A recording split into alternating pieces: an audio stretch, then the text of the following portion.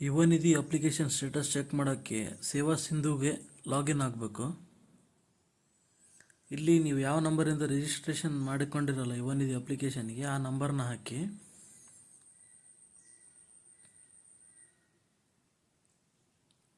Get O T P ಅಂದರೆ O T P ಬರುತ್ತೆ. O T P ಮತ್ತು ಕ್ಯಾಪ್ಚಾನ ಎಂಟರ್ ಮಾಡಿರಿ.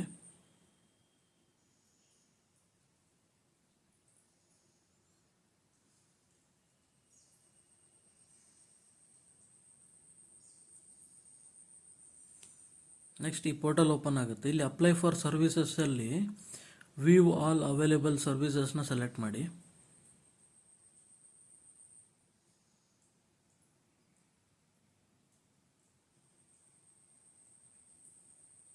ಯುವ ಅಥವಾ ಯುವ ನಿಧಿ ಅಂತ ಹೊಡೆದ್ರೆ ಇವು 3 ಆಪ್ಷನ್ ಬರ್ತಾವೆ.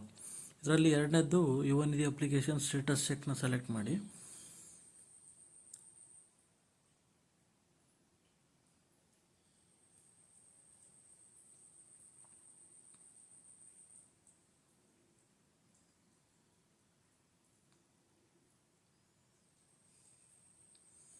ಇಲ್ಲಿ ನಿಮ್ಮ ರಿಜಿಸ್ಟ್ರೇಷನ್ ನಂಬರ್ ಯುವ ನಿಧಿ registration number IE00 ಅಂತಂಗಿರುತ್ತೆ.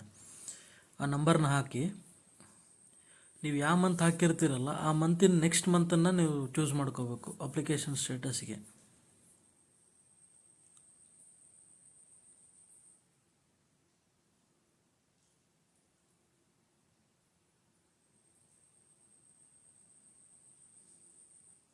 Click here to get payment details ಅಂತ ಬಂದಾಗ ಇಲ್ಲಿ ಪ್ರೆಸೆಂಟ್ ಸ್ಟೇಟಸ್ ತೋರ್ಸಕತ್ತೈತೆ ನೋಡ್ರಿ, ಯುವರ್ ಅಪ್ಲಿಕೇಶನ್ ವಿಲ್ ಕಂಪ್ಲೀಟ್ ಅಂತ.